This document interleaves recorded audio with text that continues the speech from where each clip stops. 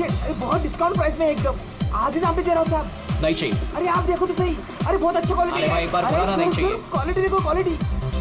ओ madam जी देखो ना, madam जी लो ना, अच्छी क्वालिटी का है मैडम जी, एकदम अच्छा क्वालिटी का है मैडम जी। अरे क्यों परेशान कर रहे हो, एक बार बोल दिया ना नहीं चाहिए। ओ भाई वो देखो ना, मैडम को कुछ हुआ है। कुछ नहीं हुआ उसे, अरे सो रही है वो। गर्दन से खून आ रहा है। क्या? हाँ मैडम के गर्दन से खून सुची। आ रहा है साहब। सुची, सुची, वो देखो सुची, वो देखो सुची।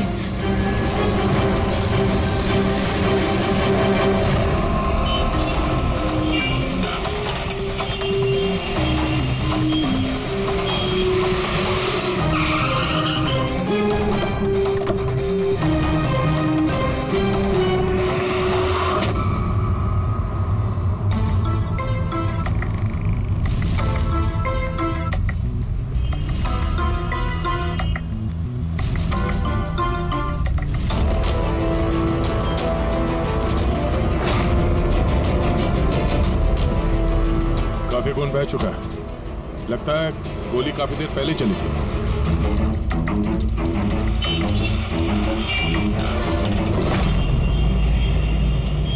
ये सब कैसे हुआ मिस्टर आशुतोष। अच्छा, और इनका नाम क्या है? ये मेरी बीवी, मेरी वाइफ सुची, मेरा मतलब है मेरी एक्स वाइफ सुची। Ex wife? ये सब कैसे हुआ? पता नहीं सर, मुझे कुछ पता नहीं चला सर। कुछ मालूम नहीं? तुम्हारी एक्स वाइफ तुम्हारे बगल वाली सीट पे बैठी थी, उस पर गोली चली और तुम्हें कुछ मालूम नहीं? कैसे हो सकता है? मेरा आशु कभी झूठ नहीं बोलता। अगर वो कह रहा है कि उसे पता नहीं चला, तो आई एम श्योर उसे पता नहीं चला होगा। आप जी, मैं मिहिका, इनकी प्रेजेंट वाइफ। मिस्टर आशुतोष, जब सुची को गोली लगी और पिछली सीट का शीशा टूटा तो आवाज तो आई होगी, और आप कह रहे हैं आपको कुछ मालूम नहीं पड़ा? कैसे? दरअसल गाड़ी में म्यूजिक तेज चल रहा था और सुची सो रही थी सर, मुझे कुछ पता नहीं चला। वो बंदा कुछ सामान बेचने आया, उसने जब मुझे बताया तब मुझे पता चला कि सुची। गाड़ी में म्यूजिक चल रहा था और सुची सो रही थी। कमाल है, अक्सर लोगों की नींद जरा से आहट से खुल जाती है, और इतने लाउड म्यूजिक में सुची सो रही थी। सर, आपकी बात से पता चल रहा है कि आप मुझ पर शक कर रहे हैं। सर, मैं ऐसा क्यों करूंगा? सुची और मेरा डिवोर्स जरूर हुआ था, लेकिन हम बहुत अच्छे दोस्त थे, हमारे अच्छे ताल्लुकात थे। अब दिनेश से पूछ लीजिए प्लीज। दिनेश? सर, मैं सुची का भाई। आशुतोष सही कह रहे हैं सर, तलाक के बाद भी आशुतोष और सुची में बहुत अच्छे ताल्लुकात थे, कभी कोई मनमुटाव नहीं था। अच्छा, तो आप लोग जा कहाँ रहे थे? हम हमारी बेटी रूही की बोर्डिंग स्कूल से लौट रहे थे। तो ये सुची कार में बैठते ही सो गई या बाद में? सर, दरअसल हमारे बीच में बहस हो रही थी। आशुतोष, रूही का स्कूल बहुत अच्छा है, हमें उसे उस स्कूल से नहीं निकालना चाहिए। सुची, ये स्कूल बहुत ही महंगा है, मैं इसकी फीस अफोर्ड नहीं कर सकता हूँ। लेकिन मैं कर सकती हूँ, और मैं अपनी बेटी की एजुकेशन में कोई कॉम्प्रोमाइज नहीं करने सुची, वाली। मैं तुमसे पैसे नहीं ले सकता। क्यों? ओह, तुम्हारा मेल ईगो आगे आ जाता है ना कि मैं तुमसे ज्यादा कमाती हूँ। चाहते हो हमारे डिवोर्स की भी यही वजह थी। एक औरत एक आदमी से ज्यादा कामयाब कैसे हो रिश्तों में सकती होनी है? चाहिए, पति पत्नी में नहीं। मुझे तुमसे कोई बहस नहीं करनी है, और ना ही इस बारे में कोई और बात करनी है। रूही इसी स्कूल में रहेगी। उसके बाद हमारे बीच में कोई बात नहीं हुई, मुझे लगा कि वो सो गई है। अच्छा, ये जब झगड़ा हो रहा था तो गाड़ी कहाँ पे थी, किस इलाके में? सर, लिंक रोड के सिग्नल पे, केपी थिएटर के पास। और फिर उसके बाद कौन सा रास्ता लिया आप लोगों ने? सर, वहाँ से फिर मैंने लेफ्ट लिया पानी फ्लाईओवर की तरफ। और सीधा यहाँ पे आ गए? जी सर। यानी करीब 2 किलोमीटर तक ये गाड़ी चली, तो इस 2 किलोमीटर के बीच में ही कहीं पे गोली चली है सुची। पंकज, एक काम करो, केपी थिएटर से लेके यहाँ से इधर 2 किलोमीटर दूर तक चेक कर दो, कहीं पे कोई सबूत वगैरह मिलता है क्या? मतलब कांच वगैरह का टुकड़ा टूटा होगा, वो देख लेना, और पैदल जाना। 2 किलोमीटर सर? पैदल चलो। गोली बड़ी अजीब एंगल से लगी है, ये नीचे है, गोली ऊपर से नीचे की तरफ आई है। मतलब गोली चलाने वाले को हाथ ऊपर करना पड़ा होगा फायर करते समय। खुली सड़क पे किसी ने गोली मारी है और किसी ने देखा नहीं। हो सकता है खूनी थोड़ा दूर हो, फिर भी मुश्किल है निशाना लगाना। ये चलती गाड़ी पे और वो भी तब जब खूनी किसी गाड़ी पे हो या बाइक पे। ऐसे निशाना लगाना इतना आसान नहीं है।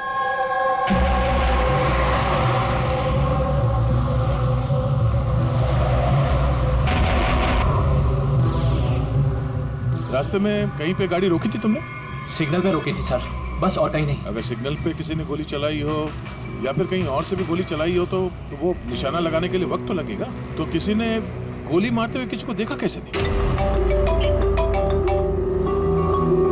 हेलो, हाँ सर, ठीक है सर, हम लोग पहुंच रहे हैं। क्या हुआ? एसीपी साहब का फोन था, एक और लाश मिली है कामरे ब्रिज के नीचे।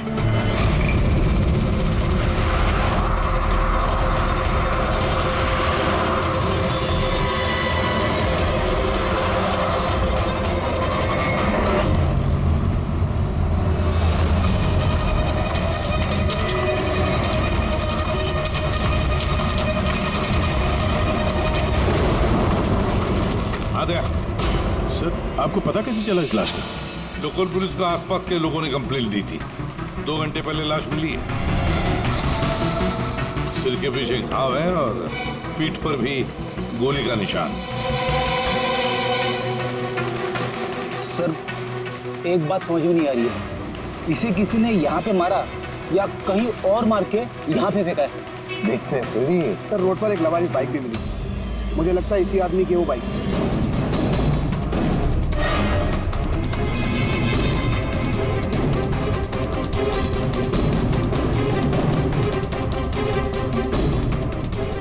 Skid mark. सर, ऐसा लगता है ये आदमी बाइक पे जा रहा होगा, किसी ने पीछे से गोली मार दी, डिसबैलेंस हो गया, गाड़ी बाइक स्किड होके किसी चीज से यहाँ पे टकराई होगी और उसकी बॉडी यहाँ नीचे गिर गई। सर पे चोट उस वक्त लग गया होगा।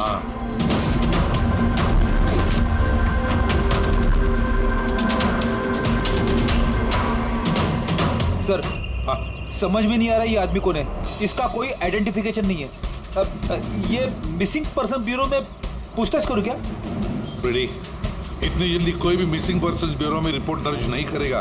काम करो, आरटीओ में जाकर इस बाइक का रजिस्ट्रेशन चेक करो। सारे के सारे डिटेल्स मिल जाएंगे, मालिक कौन है वगैरह। दूसरे केस का क्या हुआ, कुछ पता चला?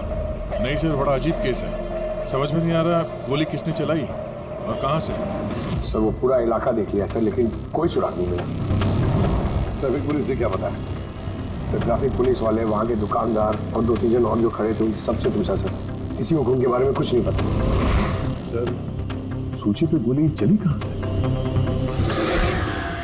देखते हैं। सर, मैंने कहा ना आपसे, मुझे नहीं पता कि सूची को गोली कब और कैसे लगी। आशुतोष, दिनेश, मेहिका, सूची के सबसे करीब थे ना तुम तीनों भी? नहीं? तो फिर अब बताओ, सूची की मौत से तुम तीनों में से किसका फायदा होने वाला था? क्या मतलब? सर, हम सूची को क्यों मारना चाहेंगे? सर, मेरी सगी बहन थी, सगी बहन, मैं अपनी बहन को क्यों मारूंगा सर? करोड़ों रुपयों के लिए। और क्या? करोड़ों रुपयों के लिए। मुझे क्या फायदा हो सकता था? मेरा और सूची का तो ऑलरेडी डिवोर्स हो चुका था। हो सकता है डिवोर्स ही वो वजह हो। डिवोर्स के बाद भी मैं और सूची बहुत अच्छे दोस्त थे, दोस्त की तरह बर्ताव करते थे। ये भी तो हो सकता है ना कि तुम्हारी अपनी पहली बीवी के साथ जो दोस्ती थी वो शायद तुम्हारी दूसरी बीवी को पसंद ना आई हो। सर, आप ये कैसी बातें कर रहे हैं? मुझे इनकी दोस्ती से क्या प्रॉब्लम होगी? मुझे इनकी दोस्ती से कोई प्रॉब्लम नहीं थी। मैं बिल्कुल भी इनसिक्योर टाइप की लड़की नहीं हूँ। अगर सूची की हत्या तुम तीनों में से किसी ने नहीं की तो फिर किसने मारा सूची को? किसने मारा? मैं बताता हूँ आपको। सूची एक एनजीओ में काम करती थी। उसने वहां पर शेली नाम की एक अकाउंटेंट का भांडाफोड़ किया था, क्योंकि शेली पैसे को लेकर हेराफेरी कर रही थी। तुम्हें लगता है कि शेली का हाथ हो सकता है सबके पीछे? या सर, कई बार शेली ने उसको धमकी भी दी थी। सर, मुझे तो लगता है कि ये काम पृथ्वी का हो सकता है। अब ये पृथ्वी कौन है? बड़ा ही बदतमीज किस्म का इंसान है, रोमियो टाइप।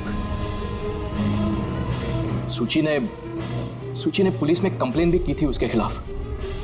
कुछ दिन के लिए जेल भी गया था। ठीक है, तुम तीनों जा सकते हो। Thank you sir. Thank you sir.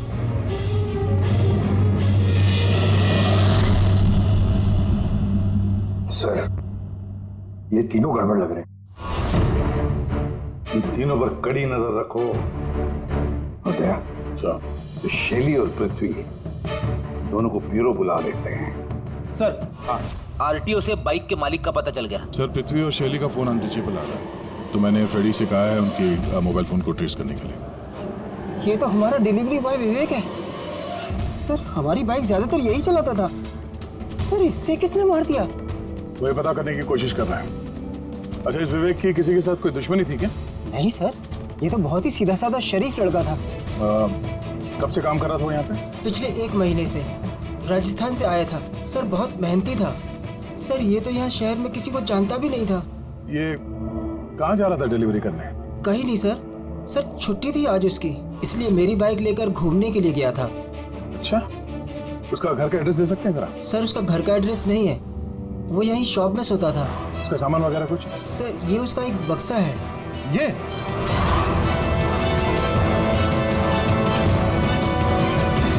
Sir, ये विवेक के बॉक्सेस और सारे सामान चेक किए मैंने, उसमें ये सर्कस के पैम्फलेट्स के अलावा और कुछ नहीं मिला।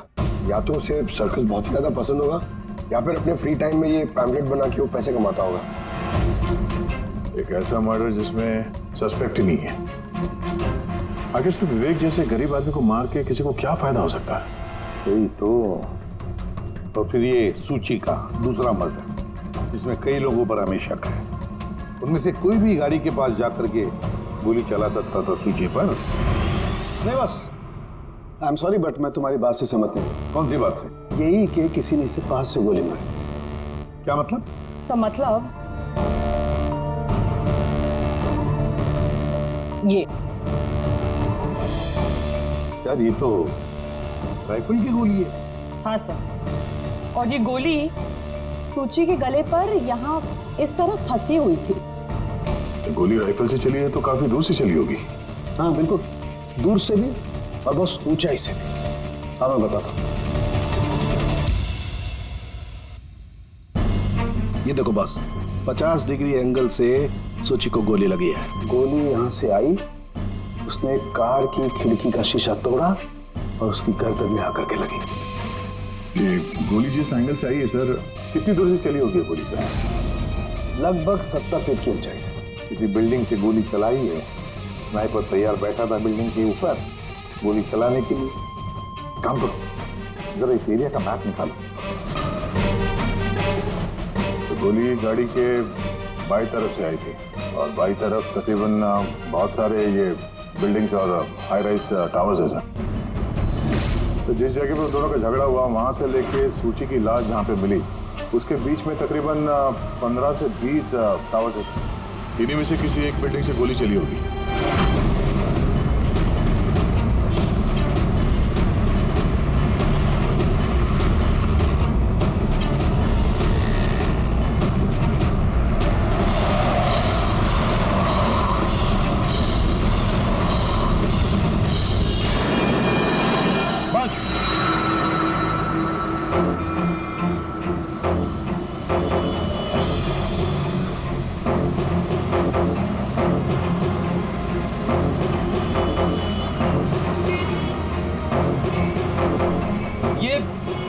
अभिजीत सर के हाथ में क्या? मार्क है फ्रेडी, ठीक उसी हाइट पे जिस हाइट पे सूची पे गोली लगी थी। मेरे हाथ में ये डिजिटल डिस्टेंस रीडर है। इससे ये लेजर लाइट उस मार्क पे अगर ठीक जाता है तो इसका मतलब है कि गोली यहाँ इसी बिल्डिंग से चली है। थोड़ा कॉम्प्लिकेटेड है। ठीक है, ये अभी करके देखते हैं। हाँ दया, मैं तैयार हूँ। ओके अभिजीत, थोड़ा राइट में आना, राइट में। हाँ, हल्का थोड़ा लेफ्ट। बस बस बस, थोड़ा पीछे, थोड़ा पीछे। ये देखा, ये लेजर ठीक उस मार्क पे हिट नहीं कर रहा, लग नहीं रहा वहां पे। गोली ऐसे नहीं चली सर। एग्जैक्टली। अरे ये स्नाइपर के पास ज्यादा वक्त थोड़ी ना होगा निशाना इधर उधर करने के लिए, जब उसने सूची पे गोली चलाई। एक काम करते हैं, किसी और बिल्डिंग में देखते हैं। ठीक है, चलो।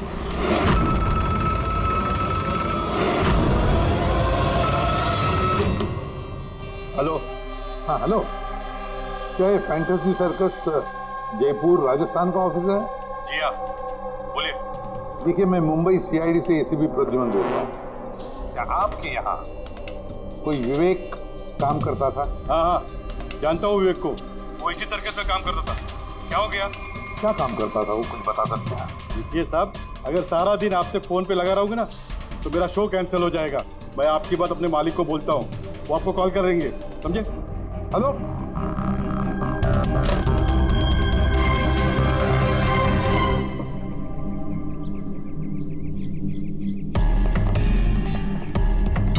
कमाल है सर, बिल्डिंग में वॉचमैन ही नहीं था। लगता है गोली यहीं से चली होगी। देखते हैं।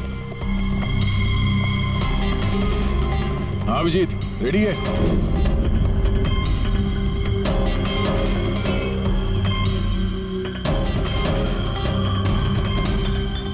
नहीं अभिजीत, यहां से निशाना कुछ ठीक से लग नहीं रहा। थोड़ा राइट में आना, राइट में, और थोड़ा। हाँ परफेक्ट परफेक्ट, यहां पे लग गया निशाना। इसका मतलब शुचि यहाँ पे थी जब उसको गोली लगी। पंकज, फ्रेडी, जरा देखो आसपास, उस स्नाइपर ने कोई सुराग छोड़ा है क्या? लेकिन यार दया, यहाँ पे कोई स्पीड ब्रेकर तो है नहीं। ऐसा कौन सा स्नाइपर था जो वहाँ बिल्डिंग पे बैठ के इतनी तेज चलती हुई गाड़ी पे ऐसा निशाना लगा है जो शुचि की गर्दन पे जाके लगे? हाँ ये बात तो है। आशुतोष, जब तुम्हारी गाड़ी ये यहाँ पर थी जी, तभी किसी वजह से तुम्हारी गाड़ी को स्लो करना पड़ा हो या फिर रोकना पड़ा हो, कुछ याद है? हाँ सर, मैं जब ड्राइव कर रहा था तो गाड़ी के आगे एक भिखारी आया था। मुझे ब्रेक मारनी पड़ी थी। भिखारी? हाँ क्या हुआ? इस तरफ कुछ भी नहीं है। कुछ भी नहीं? वहां भी कुछ नहीं है सर। ये भिखारी दिखने में कैसा था? सर, उसके एक हाथ में बैसाखी थी, लाल रंग का पोटला, गले में गमछा और शायद आधा गंजा था। अभिजीत, इस फ्लाईओवर के नीचे बहुत भिखारी बैठे हुए होते हैं, उन्हीं में से कोई एक होगा। मैंने सुना जो आशुतोष ने बताया भिखारी के बारे में। मैं यहाँ नीचे जाके देखता हूँ। कौन हो तुम लोग? इससे पूछ के यहाँ पे आए? तुम यहाँ के वॉचमैन हो, ड्यूटी पे क्यों नहीं थे? मेरी मर्जी। और तुम कौन होते हो मुझे ड्यूटी सिखाने वाले? सीआईडी। सीआईडी चाहते हो तुम्हारे वजह से यहाँ पे एक औरत का खून हो गया? मेरी वजह से खून? किसी ने यहाँ छत से नीचे एक औरत पे गोली मारी, क्या जानते हो उसके बारे में?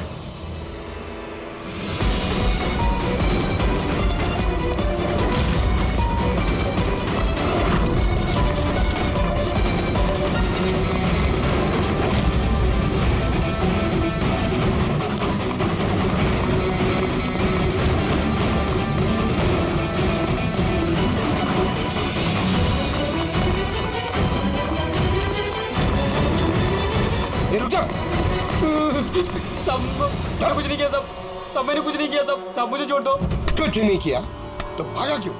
मैं डर गया था साहब। What? क्यों डर गया था? क्या जानता है इस खून के बारे में?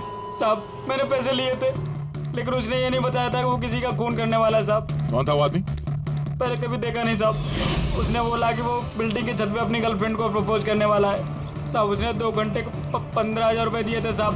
मैंने तो इतने 1 महीने में भी नहीं कमाए साहब। उसने हेलमेट पहन रखा था और चश्मा लगाया हुआ था।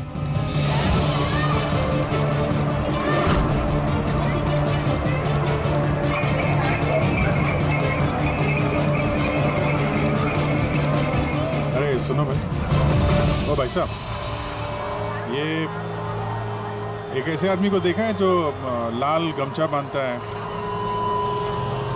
अरे लाल रंग की पोटली रखता है और बैसाखी से चलता है? क्या? अरे सुनो भाई यार, एक आदमी को देखा है तुमने जो लाल रंग का गमछा बांधता है, पोटली है उसके पास लाल रंग की, बैसाखी से चलता है?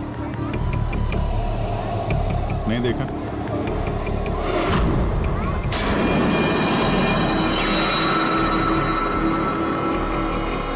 अरे सुनना जरा, अरे सुनो भाई, बात करनी है यार। अरे ए, क्या कर रहे हैं भाई? अरे रुको यार,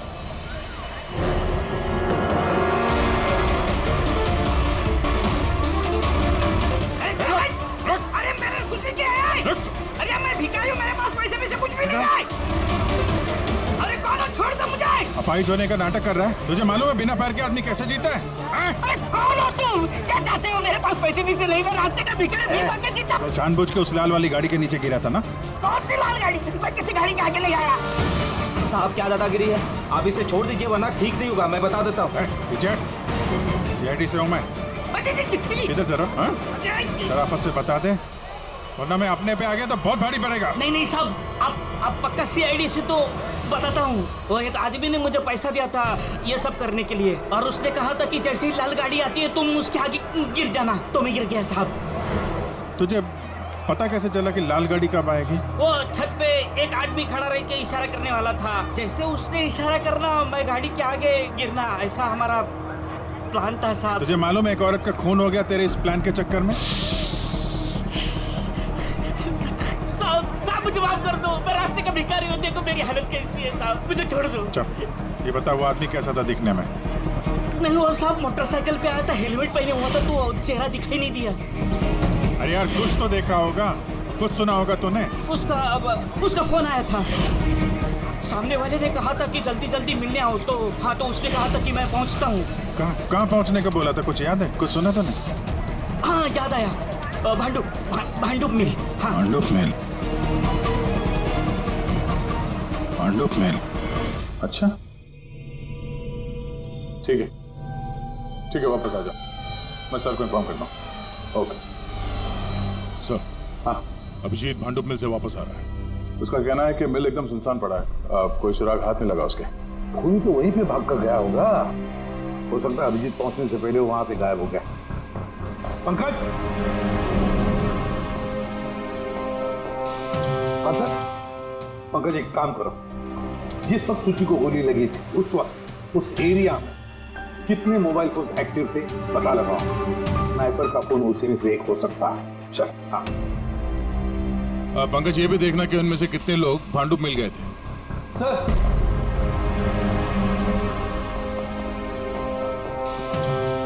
सर अब ये शैली है, एनजीओ अकाउंटेंट। सूची एक एनजीओ में काम करती थी, उसने वहां पर शैली नाम की एक अकाउंटेंट का भांडाफोड़ किया था। और ये पृथ्वी है जिनके खिलाफ सूची ने रिपोर्ट लिखवाई थी। सूची ने पुलिस में कंप्लेन भी की थी उसके खिलाफ, कुछ दिन के लिए जेल भी गया था। आपने सोच भी कैसे लिया कि सूची के खून में मेरा हाथ हो सकता है? हाँ सर, मैंने भी ऐसा कुछ नहीं किया, मैंने किसी का मर्डर नहीं किया सर। शैली तुम्हारी नौकरी चली गई थी सूची के वजह से, और उसके बाद से तुम्हें अभी तक कोई नौकरी मिली नहीं। उधार के पैसे ले लेके घर का खर्चा चला रही हो तुम, हाँ? और पृथ्वी, एक हफ्ते तक तुम्हें जेल में रहना पड़ा, अपने मोहल्ले में काफी बदनामी हुई तुम्हारी, क्यों? तो क्या हुआ? अगर मुझे बदनामी का इतना डर होता तो मैं अपना घर बदल लेता, मर्डर थोड़ी ना करूंगा मैं किसी का। एंड सर ऐसा नहीं है कि मुझे कोई जॉब नहीं मिल रही है, इट्स जस्ट लाइक कि मुझे मेरे लायक कोई जॉब नहीं मिल रही है, इस वजह से मैं कहीं ज्वाइन नहीं कर रही हूँ। आपको आशुतोष और उसकी नई पत्नी मिहिका से पूछताछ करनी चाहिए। वो आपस में खुश नहीं है लेकिन दिखावा करते। आशुतोष तो सूची के पास वापस जाना चाहता था, शायद मिहिका ने इसीलिए।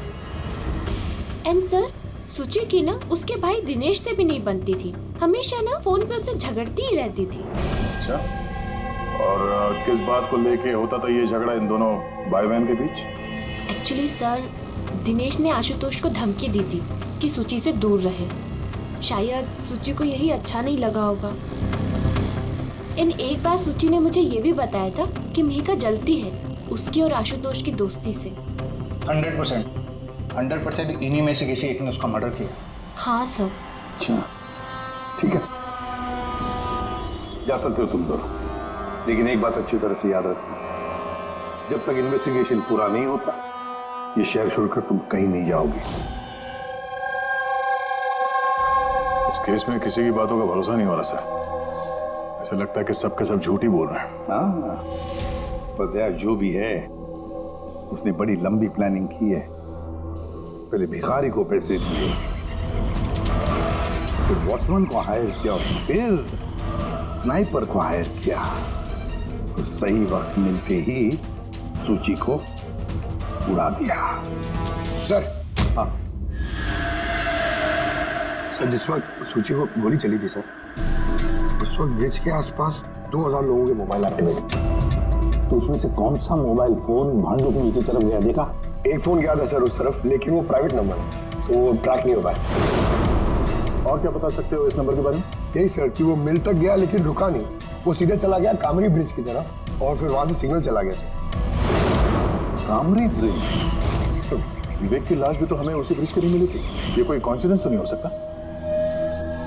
राजस्थान में फोन कर दे विवेक के गांव, पुलिस वालों को क्या इंफॉर्मेशन मिले उसके बारे में देखते हैं। ये विवेक भी तो खूनी हो सकता है। किसी ने विवेक का खून कर दिया, एक खूनी का खून। कुछ भी हो सकता है फ्रेडी,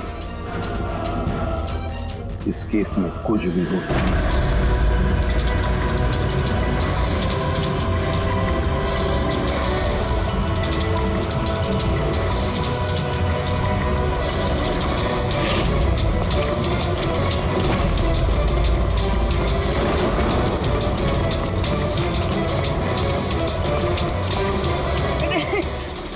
अबे बार बार भागता क्यों है? हैं? अरे हाँ, बार बार मेरे पीछे पड़ते हो, क्यों पड़ते हो मेरे पीछे? बात करनी है तेरे से। मुझे नहीं बात करनी है। तो बहुत हुआ साहब, आप हम लोगों को इस तरह परेशान नहीं कर सकते। कोई परेशान नहीं कर रहा, हम अपना काम कर रहे हैं। जाओ। हमको कुछ नहीं सुनना है, जाइए यहाँ से। अरे एक आदमी का खून हो गया, समझ में नहीं आता। हाँ तो क्या हम लोगों ने खून किया है? हाँ, हम लोग गरीब लोग हैं, भीख मांग के खाते हैं, तो इसका मतलब हम पे इल्जाम डाल देंगे आप लोग? हाँ देखो ना।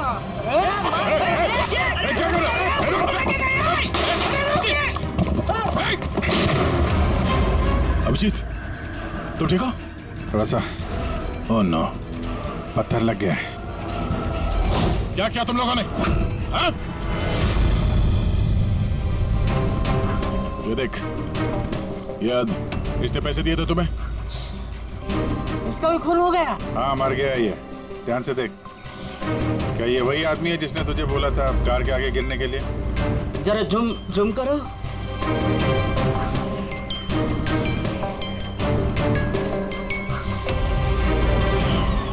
ऐसी घड़ी उसने भी पहनी थी। शायद जिसने पैसे दिए होंगे इस आदमी को, उसी ने सबूत मिटाने के लिए इसे भी मार दिया। हाँ पंकज। हाँ अच्छा। ओह ठीक है ठीक है। Okay okay thank you. Pankaj का फोन था, बता रहा था कि विवेक राजस्थान में किसी सर्कस में काम कर रहा था, निशानेबाज था। 1 महीने पहले उसने सर्कस की नौकरी छोड़ दी। कह रहा था कि मुंबई में कोई अच्छी नौकरी लगी है उसे, और हाँ जाते जाते वहां से वो राइफल वो भी चुरा के ले गया। राइफल चुरा के आया था? सुची की सुपारी लेकर आया होगा यहाँ पे, और ये दुकान पे इसलिए काम कर रहा था ताकि किसी को शक ना हो। हाँ, और इस पूरे जुर्म का जो मास्टरमाइंड है वो राजस्थान तो गया होगा इस विवेक को सुपारी देने के लिए। है कौन ये मास्टरमाइंड जो आंखों के सामने रहकर भी नजर नहीं आ रहा है?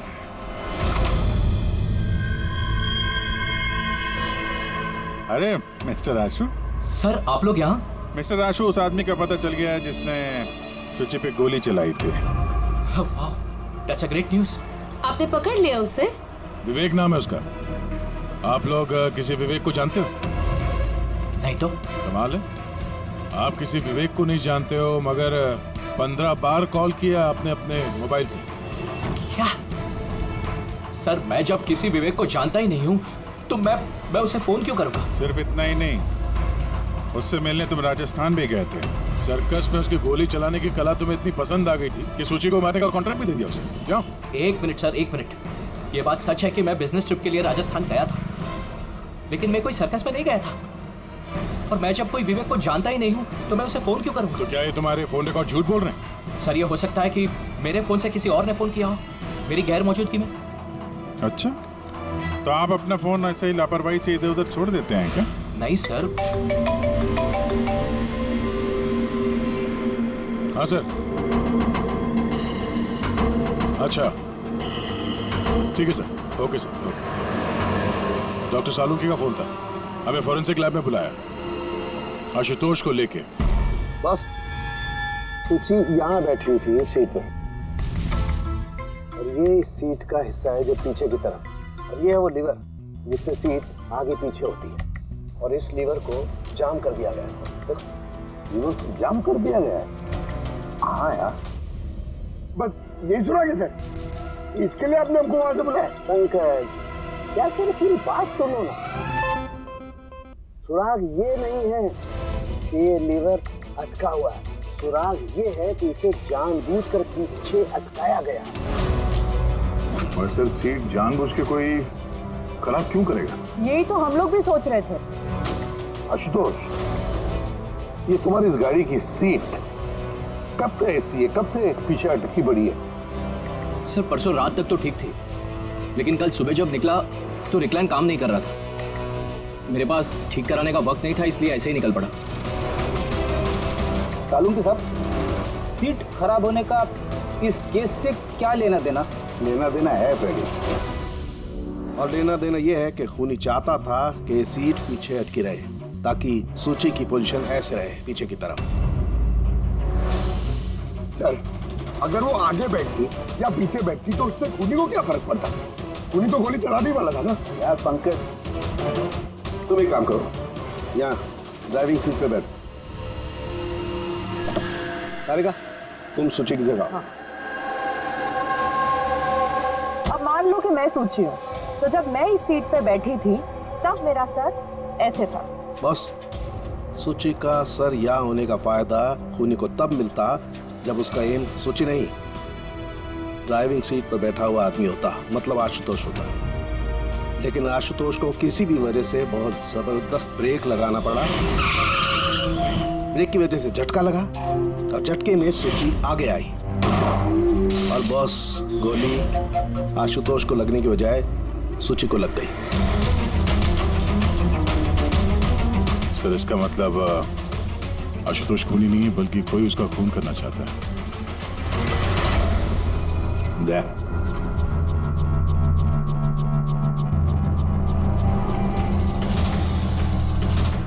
आशुतोष जी सर। सर एक बात बताओ, तुम्हारा कोई दुश्मन है? कोई ऐसा दुश्मन जो तुम्हारी जान लेना चाहता है? याद करके बताओ, सोचो। नहीं सर, मेरी किसी से कोई दुश्मनी नहीं है। नहीं कैसे आशुतोष, कोई तो होना चाहिए जिसने उतनी प्लानिंग की है तुम्हारी जान लेने की, सीट को भी जाम कर दिया। नहीं सर, ये हो ही नहीं सकता, क्योंकि ये गाड़ी की एक ही चाबी है और वो चाबी हमेशा मेरे पास ही रहती है। मुझे तो कुछ समझ में नहीं आता सर कि ये सब क्या हो रहा है। कोई बात नहीं आशुतोष, वो जो कोई भी है हम पता करने की कोशिश करेंगे कि कौन है वो जो तुम्हें मारना चाहता है। ठीक है, चलो चलते हैं, आ जाओ। जी सर। सर हमने आशुतोष को जाने क्यों दिया? अगर खूनी ने फिर से हमला कर दिया तो? देखते रहना पंकज, अब हम आशुतोष की हर मूवमेंट को ट्रैक करेंगे, हर बात हमें सुनाई पड़ेगी। सर वो किसे? ट्रांसमीटर बग जो लगाया है।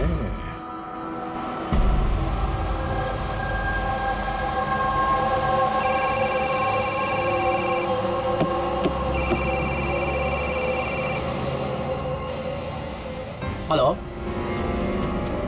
हाँ बोलो। अच्छा, तो आ जाओ घर पे। वहां पर वो जगह तो बंद है ना?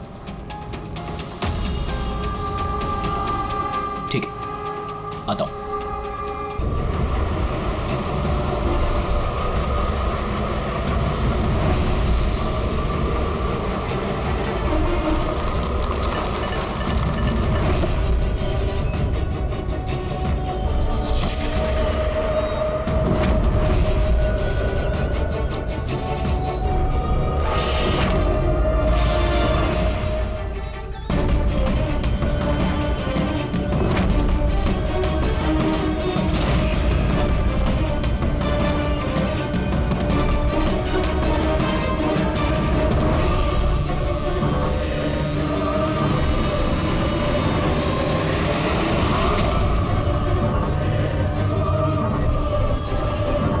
क्या कर रहे हो?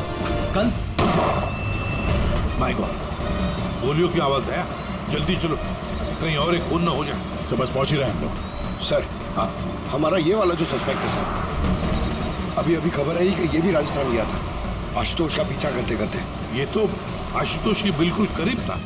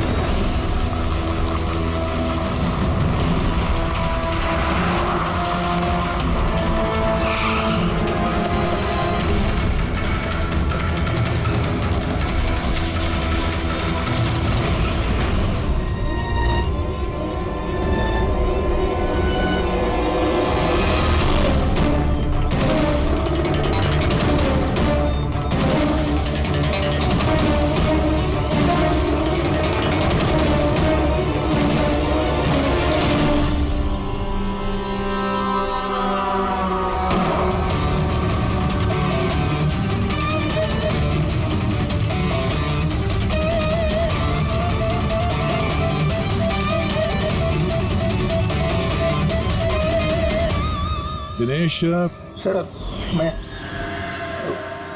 सूची का भाई। मर गया सर। मैंने कुछ नहीं किया सर। ये मुझे मारना चाहता था सर। ये मारना चाहता था मुझे। क्यों मारना चाहता था इसमें? सर इसे लग रहा था कि इसकी बहन की बर्बादी का जिम्मेदार मैं हूँ। शादी के बाद सूची डिप्रेशन में चली गई थी और उसने अपने आप को मारने की भी कोशिश की, और ये सब मैं नहीं जानता था सर, बिल्कुल नहीं जानता था। जाने अनजाने में इन दोनों की मौत का जिम्मेदार मैं बना हूँ तो जाने अनजाने। पंकज, इसे जरा छांव में बिठा दो। मेरी फोरेंसिक लैब भेज दो।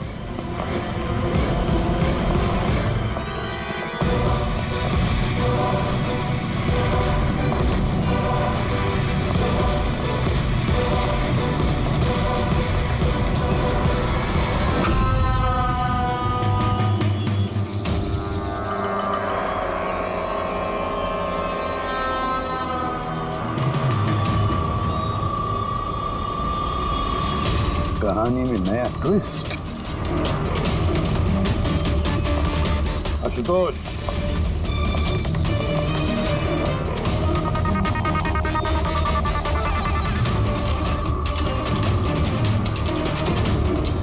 जानते हो क्या है ये? नहीं सर, मुझे नहीं पता। नहीं पता? अभी जान जाओगे। पंकज, तलाशी लो इनकी। मगर क्यों? हाथ ऊपर करिए, पता चल जाएगा आपको। सर मैंने कुछ नहीं किया, मैं बेकसूर हूँ। आप मेरी तलाशी क्यों ले रहे हैं? मेरा यकीन मानिए सर, मेरे पास कुछ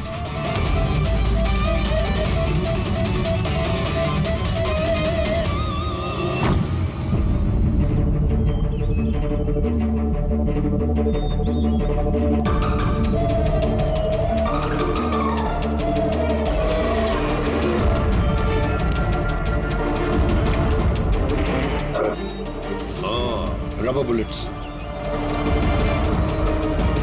मुझे नहीं पता सर, इससे क्या साबित होता है? क्या साबित होता है?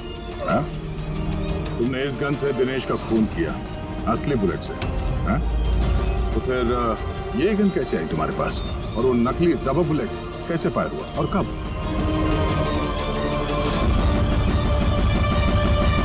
सब प्लान मैंने किया था sir, A to Z plan मेरा था। सूची की मौत, दिनेश की मौत, और वो प्लान भी यही था कि आप लोगों को यही लगे कि सूची की मौत गलती से हुई थी, बल्कि असली टारगेट मैं था, और आप लोगों का शक दिनेश पर जाए। लेकिन सारा प्लान मिट्टी में मिल गया, सब कुछ मिट्टी में मिल गया। क्यों मारा तुमने सूची को? क्या मिला तुम्हें सूची को मारकर? सूची मेरी बेटी रूही को लेकर हमेशा हमेशा के लिए देश छोड़कर जा रही थी सर, और ये बात उसने मुझसे छिपाई थी। आप ही बताइए सर, अपनी इकलौती बेटी को खुद से दूर कैसे करने देता? और इसलिए तुमने विवेक को, उस शार्प शूटर को पैसे दिए अपनी बीवी सूची की जान लेने के लिए, और जैसे उसने काम खत्म कर दिया तुमने उसे भी मार डाला। तूने दिनेश को ऐसा क्या कहा कि वो तुम्हें मारने के लिए यहाँ पर आ गया? मैंने मिहिका को दिनेश के पास भेजा था। क्या? हाँ दिनेश, मुझे अभी पता चला कि आशुतोष ही तुम्हारी बहन की मौत का जिम्मेदार है और वो तुम्हें भी मारना चाहता है। नहीं नहीं, मैं उसे छोड़ूंगा। दिनेश, पागल हो गए हो क्या? खून करोगे तुम? उसने मेरी बहन को मारा, मेरी बहन को। एक पत्नी को मेरी बहन को मारते उसे कुछ नहीं लगा। नहीं, कुछ भी हो जाए मैं उसे छोड़ नहीं सकता, मैं उसे नहीं छोड़ सकता। मेरी बात तो सुनो। और मौका मिलते ही उसकी गन बदल दी। जो गोलियां दिनेश तुम पर चला रहा था वो नकली थी?